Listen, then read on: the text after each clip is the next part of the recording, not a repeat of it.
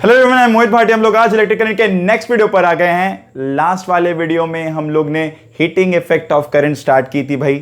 कुछ बल्ब के कॉन्सेप्ट सीखे थे, फॉर्मूलाज देखे थे। हीटिंग की फॉर्मूला क्या होती है भाई? आई स्क्वायर आर टी होती है, V square by R T होती है, वी इंटू आई होती है। पावर की बात की जाए तो बस वो टी हट जाएगी, तो I square R, V square by R, I square R, ये सारे फॉर्मूलाज की बात कर ली थी भाई। हम लोग ने सीरीज कॉम्बिनेशन में पावर कैसे ऐड होता है इसका बात कर लिया था। अब पैरेलल कॉम्बिनेशन में कैसे ऐड होगा उसकी बातें करनी है भाई।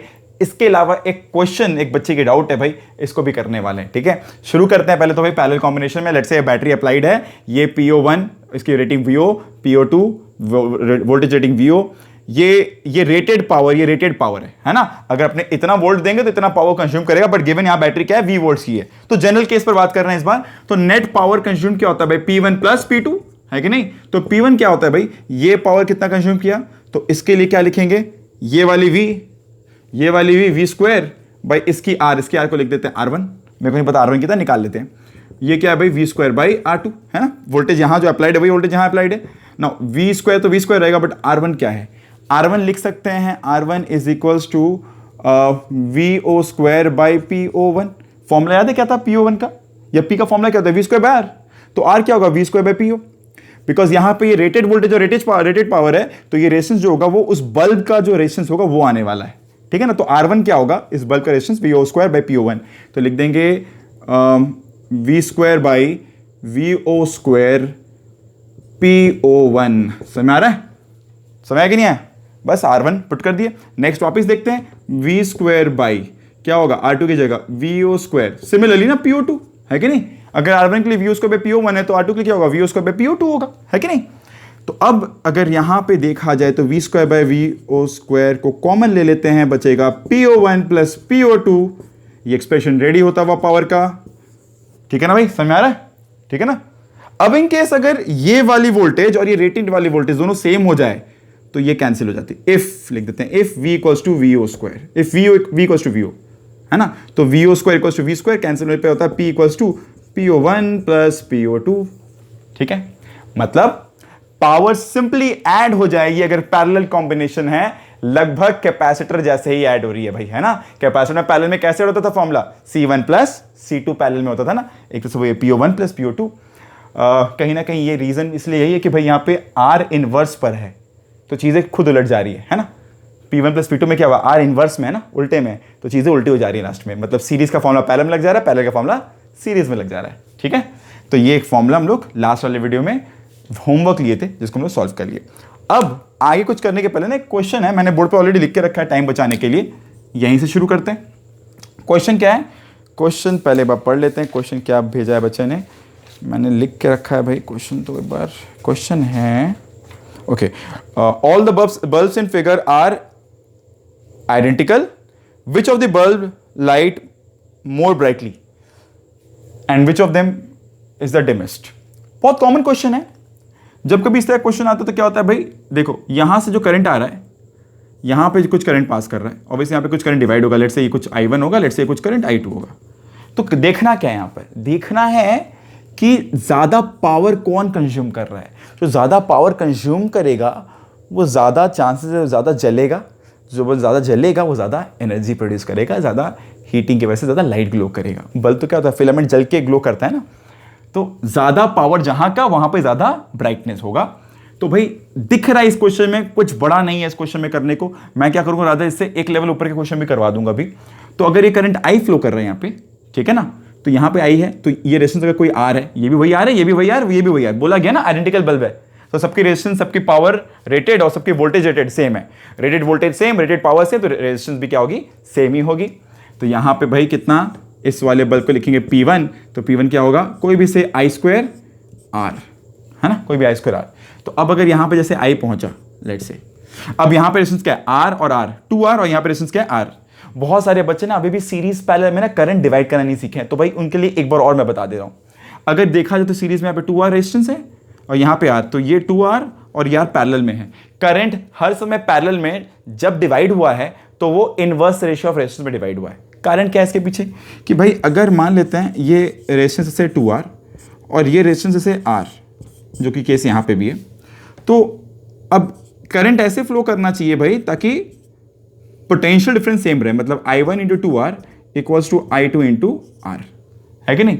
तो ये आर आर कैंसिल हो गई, तो क्या हो गया भाई, I1 by I2 equals to 1/2। समझ आ रहा है?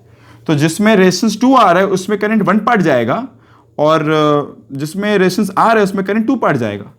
तो अगर बोला जाए तो I1 क्या है, I1 देन होगा 1/1+2 ऑफ टोटल करंट, है ना, 1/2 के रेशियो में ना, तो मतलब टोटल कितना हो गया 1+2 3।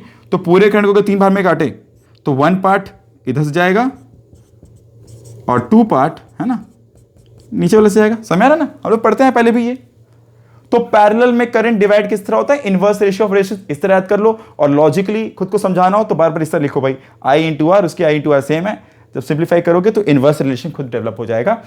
और I1 क्या होगी फिर 1/1+2 ऑफ टोटल करंट, और I2 क्या होगी 2/1+2 ऑफ टोटल करंट। ठीक है, तो यहां पे करंट जो फ्लो करेगा वो क्या होगा I/3, यहां पर 2I/3। तो इस वाले में हर एक में कितनी होगी भाई, पावर का फॉर्मूला क्या, I²R, तो I²/9 इंटू आर, है ना, I/3 की स्क्वायर तो I²/9। इसमें क्या होगा भाई 4I²/9 इंटू आर, कैसे 2I/3 का स्क्वायर।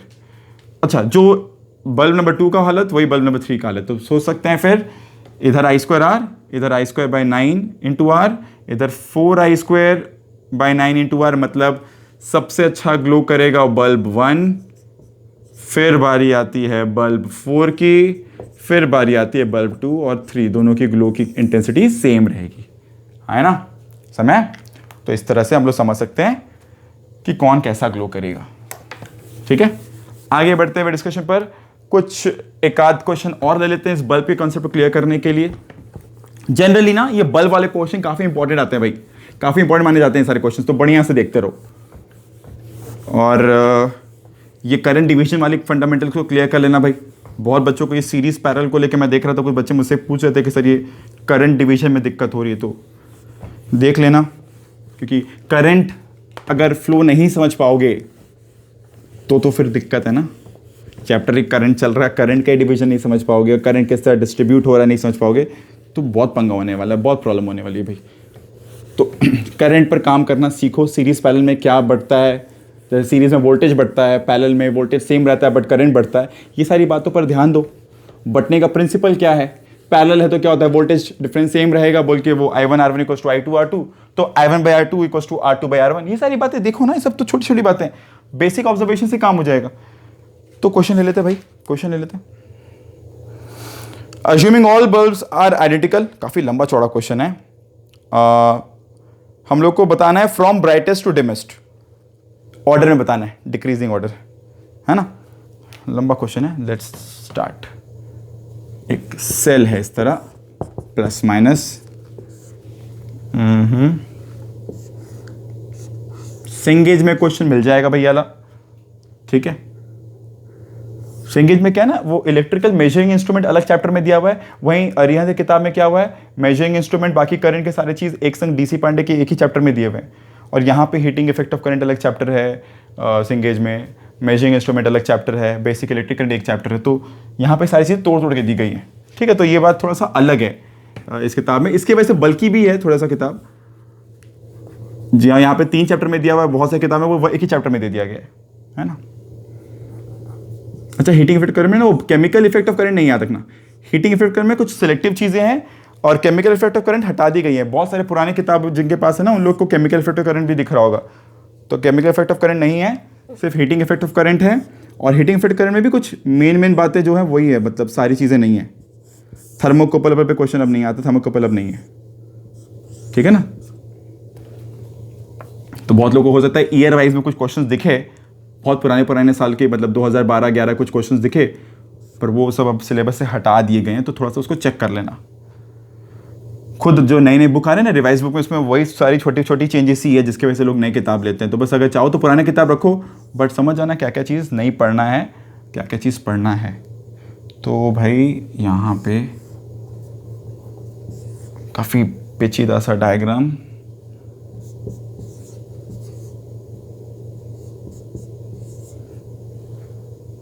पैरेलल में, ओके। तो भाई डायग्राम लगभग कंप्लीट है।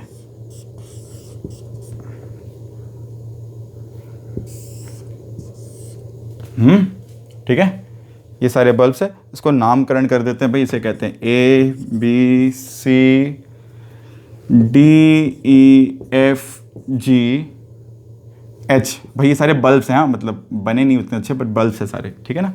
ये सारे EMFE ब्राइटेस्ट टू डिमेस्ट की ऑर्डर बतानी है भाई, समझे। फिर शुरू करें, चलो।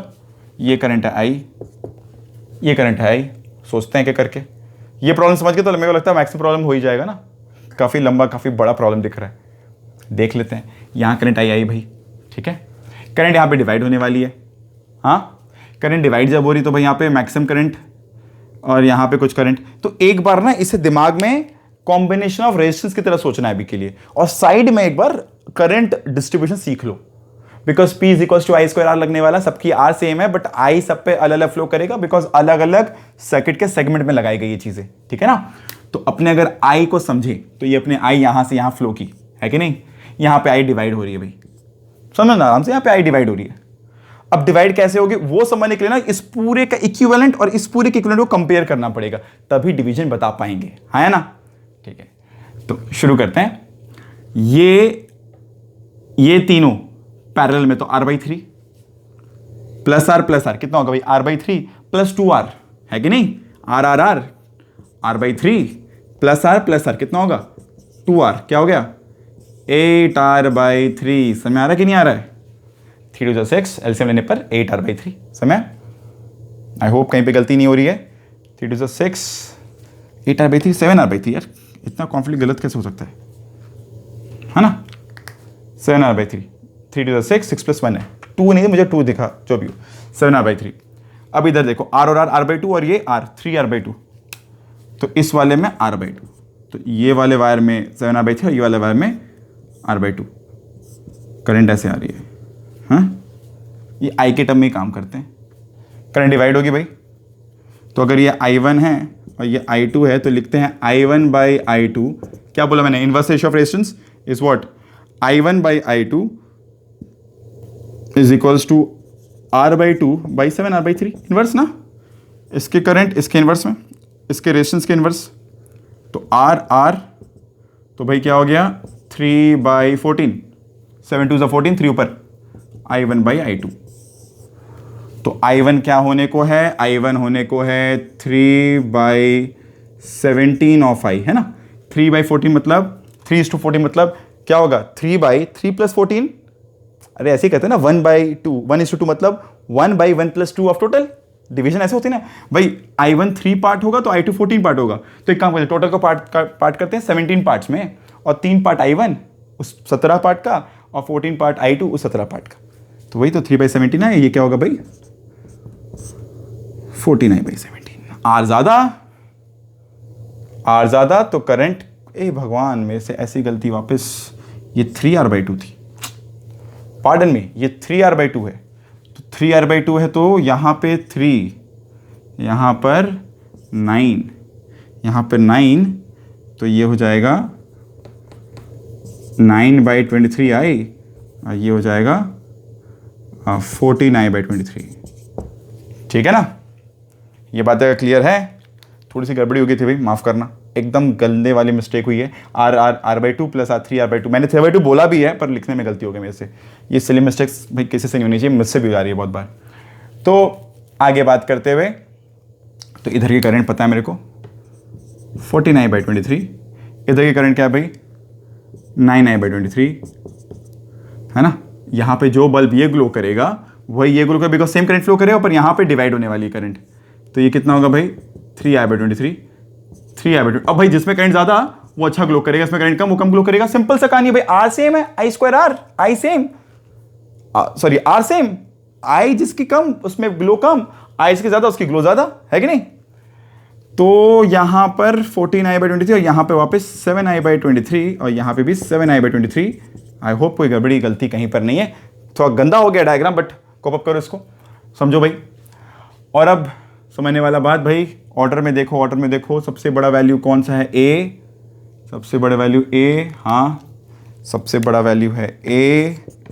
बारी नेक्स्ट किसकी, next I 7I/23, 9I/23, next बारी आई डी की, जो डी का ग्लो है वही एच का ग्लो है, बिकॉज सेम करंट यहाँ, सेम करंट यहाँ। बारी आई नेक्स्ट बी और सी की, है ना, 7I/23, तो बी और सी बराबर। नेक्स्ट बारी किसकी, 3I/23 ना, तो ई एफ जी बराबर। तो क्या किए अपने यहाँ पर, समराइज करते हैं क्या किए अपने यहाँ पर। अपने को हर एक बल्ब के थ्रू कितना करंट है ये फाइंड आउट करना पड़ा, क्योंकि आइडेंटिकल सेल थी। अगर सेल आइडेंटिकल नहीं होती तो भाई क्या करना होता, अपने को हर एक का I²R कैलकुलेट करना पड़ता। भाई यहाँ पे I तो बस पता लगा लो, R तो सबकी सेम है ना, तो R पर बात ही नहीं की। सब पे एक R लगा दोगे फिर क्या पड़ेगा, अरे I² कर दोगे तो क्या फर्क पड़ेगा, इसको I² करोगे तो भाई प्रोपोर्शनली बढ़ेगा ना चीज। अब 9I/23 अगर बड़ा है 3I/23 से, तो स्क्वायर करने पे ये से बड़ा ही रहेगा ना, है कि नहीं। तो आई बड़ा ही होगी तो भाई करंट ज़्यादा पावर ज़्यादा, सिंपल बात है। इस तरह समझ में आ गया, ठीक है। तो ये क्वेश्चन था, आई गेस क्लियर हो गया होगा। कुछ और भी क्वेश्चन इस तरह अगर लेते हुए जाना हो तो ले लेते हैं एक और क्वेश्चन, ताकि चीज़ें और क्लियर हो जाए। बल्ब क्वेश्चन ऐसे भी बोर्ड एग्जाम्स के लिए भी इंपॉर्टेंट होते हैं CBSE के वाइज, तो बात कर लेते हैं एक और बल्ब क्वेश्चन पर। इसके बाद फिर कुछ क्वेश्चन बचेगा ही नहीं करने को, है ना।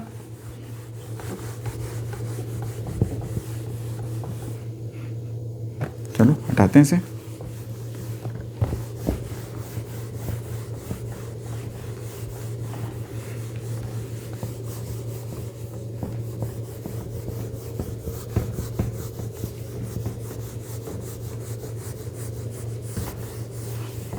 Let's take up the next question. तो लेते हैं भाई, नेक्स्ट है वापस कुछ बल्ब्स हैं पर इस बार कम लेते हैं थोड़ा सा। एक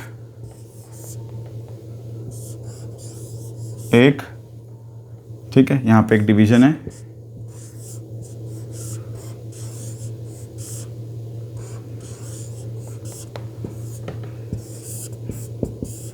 ये प्लस ये माइनस EMF, ठीक है। सब बोला गया है। The circuit below is made up using identical light bulbs. The light bulb of maximum brightness of the following will be. नामकरण कर लेते हैं, नहीं तो फिर बताने में दिक्कत होगा। ABCDE, ठीक है। तो भाई ब्राइटनेस सबसे ज्यादा किसकी होगी, सबसे डिमेस्ट कौन होगा, यही बात करना है। तो अब यहां से अगर करंट विड्रॉ हुआ I, तो ये दोनों भाई सेम पोटेंशियल पर, सबको बच्चे समझ में आ रहा है बेटा, समझो भाई। ये जो करंट यहां फ्लो करने वाली है वही करंट यहां फ्लो करेगी, तो भाई दोनों पैरेलल में है, दोनों में करंट सेम रहेगी, हाँ है ना, ठीक है। अब जो भी हो यहां से तो भाई पैरेलल एकदम सिंपल सा, और रेजिस्टेंस भी सेम है तो करंट भी सेम होगा, वो तो बात ही नहीं। तो कोई भी I प्राइम तो ये भी वही I प्राइम है। बात यहां पर है, बात यहां पर है। इसको अगर चाहो तो इस तरह देख सकते हो कि ये एक है इस तरह R/2, let's say R resistance है ना, ये कोई R, इस तरह का 2R, ये एक सेटअप है। इस तरह इमेजिन कर लो, यहां से करंट विड्रॉ हो रहा है I, ठीक है। तो what is these two, they are in series, तो what is the current flowing here. तो ये नेट रेजिस्टेंस है 3R/2 और ये नेट रेजिस्टेंस है 2R। तो रेजिस्टेंस ज्यादा कहां, इधर, तो यहां पे करंट कम है कि नहीं। तो एक बार ट्राई करते हैं I के टर्म्स में निकाल लेने का। तो लिखते हैं इसको, अगर I1, इसको लिखते हैं I2, तो लिखते हैं I1/I2 इक्वल्स टू क्या होगा, इनवर्स रेशियो। तो भाई यहाँ का करंट तो इसके इनवर्स में इसके रेजिस्टेंस, और इसके इनवर्स में इसके रेजिस्टेंस, तो ये हो जाएगा भाई 4/3 I1/I2। तो भाई I1 क्या होने वाला है, 4/4 + 3 मतलब 7 ऑफ के टोटल करंट, है ना। और I2 क्या होगा भाई, 3/7 ऑफ टोटल करंट, ठीक है। तो अपने पता लग गया ये करंट क्या है, 3/7, अच्छा 3/7 यहाँ से फ्लो करके आ जाएगा। आगे बात करते हैं अगर, तो यहाँ पे गया बचा हुआ 4/7, ये हो गया 4/7, ठीक है। 4/7 यहाँ पे करंट, अच्छा यहाँ पहुँचने के बाद क्या होगा, करंट डिवाइड होगा। करंट डिवाइड कैसे होगा, दोनों पैरेलल में है और दोनों में सेम रेजिस्टेंस, तो 2I/7, 2I/7, यहाँ भी 2I/7। भाई सबकी रेजिस्टेंस सेम है, तो करंट का ही बात करो, ज्यादा करंट मतलब ज्यादा ग्लोइंग, है कि नहीं। ज्यादा करंट मतलब ज्यादा ग्लोइंग, कम करंट मतलब कम ग्लोइंग, बिकॉज R सेम है। I²R में सिर्फ I एक फैक्टर बना रहा है अलग होने का, R तो सेम ही है सबका। तो अब बात करते हैं सबसे अच्छा ग्लो कौन करेगा, ये C, 4I/7 यहाँ से पास कर रहे हैं। उसके बाद बारी आती है A और B की, इसके बाद बारी आती है E और D की, ठीक है। समझ, तो करंट डिवीजन का समझ गए, तो ग्लो कौन कितना करेगा वो हम लोग क्लियर आउट कर सकते हैं, ठीक है भाई। तो इस पर अगर सारी बातें क्लियर है तो भाई अब इसके बाद ना प्रॉब्लम लगाओ, किसी को कुछ और डाउट्स आते तो बताना भाई। फंडामेंटल सही है, बल्ब की जगह कुछ रेजिस्टर भी दे देना तो हीटिंग की बात होगी। तो हो सकता है ये जैसे ब्राइटनेस की बात हो रही है, हो सकता है क्वेश्चन हीटिंग पर रहे कि ज्यादा हीट कौन हो रहा है। तो ज्यादा हीट होना मतलब ज्यादा पावर कंज्यूम करना, ज्यादा गर्म कौन सा होगा, है ना भाई। देखो बल्ब अच्छा ग्लो क्यों करता है, ज्यादा जल रहा है, ज्यादा गर्म हो रहा है, ज्यादा जो जले वो अच्छा ग्लो कर रहा है। बल्ब की प्रिंसिपल अलग थी ना।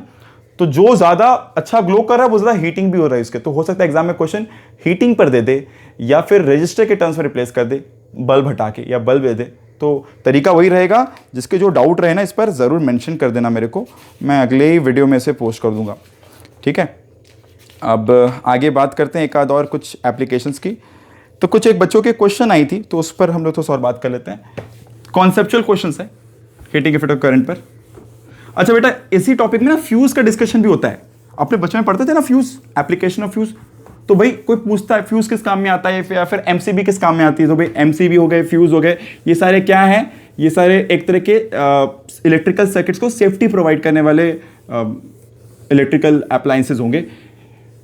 क्या होता है जब करंट बहुत ज्यादा फ्लो करता है, हीटिंग इफेक्ट करंट में आता है भाई, जब करंट ज्यादा फ्लो करता है तो वो सारे जो वायर्स होते हैं, फ्यूज वाले वायर्स होते हैं, वो मेल्ट कर जाते हैं एट हाई टेम्परेचर। पढ़ते आए हैं बचपन से, घर पे भी पता नहीं कभी देखो नहीं देखो या फिर यूज़ कियो नहीं कियो, भाई मैंने बहुत किया है कि भाई ऐसा होता था कि मेरा एक खुद का एक हमेशा एक बहुत प्यारा सा एक एग्जाम्पल है जो मैंने हमेशा से एक्चुअली फील किया है।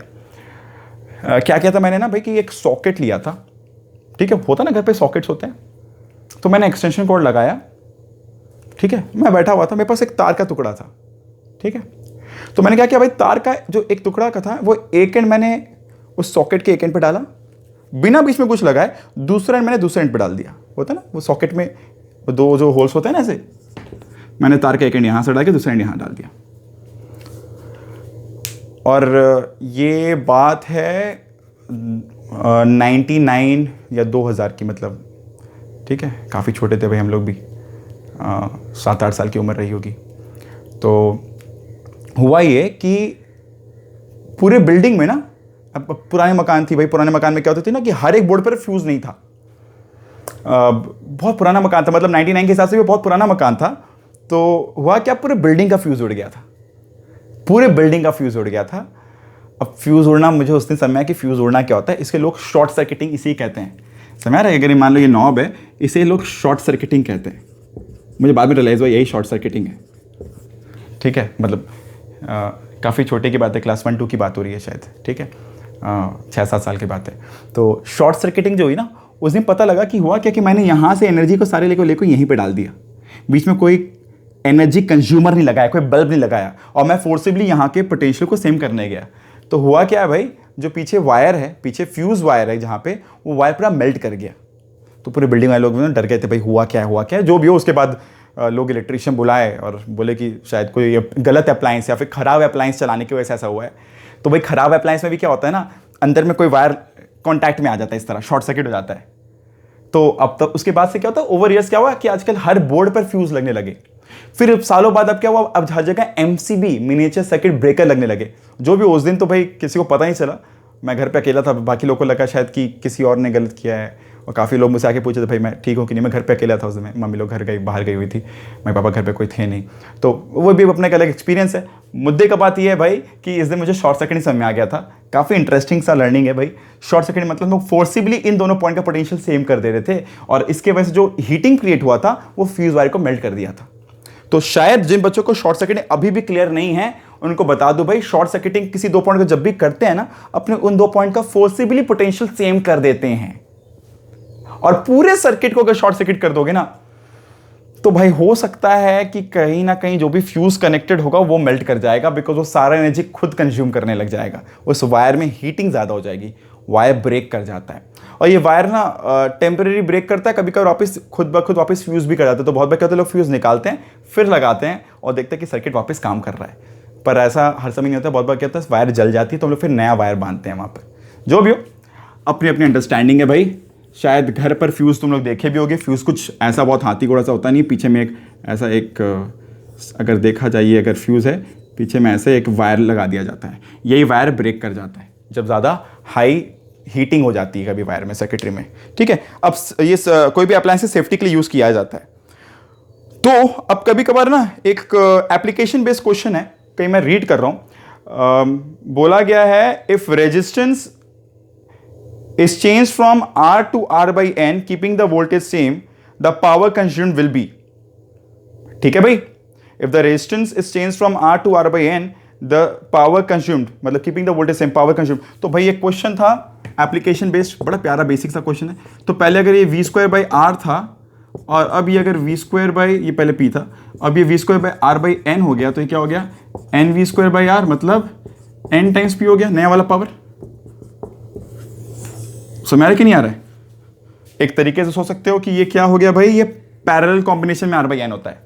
तो जो भी हो, और एक क्वेश्चन है, अगर रेशंस r से nr हो गई, मतलब सीरीज कॉम्बिनेशन, ये तो हो गया था मान लो पैरेलल कॉम्बिनेशन, बहुत सारे बल्ब पैरेलल में लगा दिए गए, और वही बहुत सारे बल्ब अगर सीरीज में लगा दिए जाए तो p क्या होगा, v स्क्वायर बाई जो r था वो क्या हो जाएगा, v स्क्वायर बाई nr हो जाएगा। तो ये क्या हो जाएगा, p बाई n हो जाएगा नया वाला p। तो ये सीरीज कॉम्बिनेशन में, और ये कहाँ पे, पैरेलल कॉम्बिनेशन में। तो क्वेश्चन है कि power of parallel to power of series का रेशियो। ठीक है, समझ आ रहा है कि मान लो अपने पास n बल्ब्स है, उनको अपने पैरेलल में लगाए, उन्हीं n बल्ब्स को अपने सीरीज में लगाए, वोल्टेज वही लगाया गया है, एप्लीकेशन वोल्टेज वही है ना, रेटेड वाला वोल्टेज ही मान लेते दे देते हैं, और वही बैटरी लगाई गई, सीरीज में भी वही बैटरी लगाई गई, पैरेलल में भी। तो ये रेशियो क्या होगा भाई, एन पी बाई एन, मतलब पी कैंसिल और ये हो जाएगा एन स्क्वायर बाई 1। तो P parallel to P series is N square by 1 और P parallel is N square times P series. समय तो ये बस एक जानकारी के लिए, कुछ बच्चों की भी कंफ्यूजन थी इस पर, इस रेशियो को बता दिया जाए। और इसके साथ हीटिंग इफेक्ट ऑफ करंट पर बेसिक अंडरस्टैंडिंग क्लियर है। सारे एप्लीकेशन क्वेश्चन है, फॉर्मूला वही है, V square by R T, I square R T और V into I into T. Power का formula I square R, V square by R और I square are, इसी के मिक्स मैच क्वेश्चन है। बाकी CR सर्किट पर हम लोग डिस्कशन कर चुके हैं, वहां पर भी थोड़ी बहुत हीटिंग की लॉजिक हम लोग सीखे थे। वहां पर जो एनर्जी स्टोर होता था, है ना, कैपेसिटर में जब डिस्चार्जिंग होता है, वो सारा एनर्जी कहाँ वेस्ट होता है, रेजिस्टेंस के क्रॉस हीट में। तो वो सब भी हीटिंग इफेक्ट ऑफ करंट ही है एक तरह से, है ना। तो एक तरह से हीटिंग इफेक्ट ऑफ करंट हम लोग एक साथ ना पढ़ के तोड़ तोड़ के भी पढ़ते हैं। तो मैं एक चैप्टर में नहीं, तुम लोग को तोड़ तोड़ के पढ़ा चुका हूं भाई, तो देख लेना सारी चीजों को। यहां पर हम लोग इस चैप्टर का एक बहुत बड़ा सेक्शन खत्म कर रहे हैं। अगला सेक्शन स्टार्ट होता है इलेक्ट्रिकल मेजरिंग इंस्ट्रूमेंट्स, जहां पर हम लोग शुरू करेंगे गैल्वेनोमीटर से, फिर बात करेंगे वोल्टमीटर की, फिर एमीटर, उसके बाद पोटेंशियोमीटर, थोड़ा बहुत मीटर बेची कॉन्सेप्ट, एंड ये चैप्टर खत्म होगा। ठीक है, this much from this video, keep watching.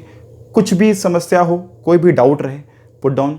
कुछ अगर भाई अपना सबका किसी का कोई ओपिनियन रहे, वो भी बताना। ठीक है, will try to take it into consideration, और उस पर हम लोग कुछ ना कुछ जरूर काम करेंगे। Thank you.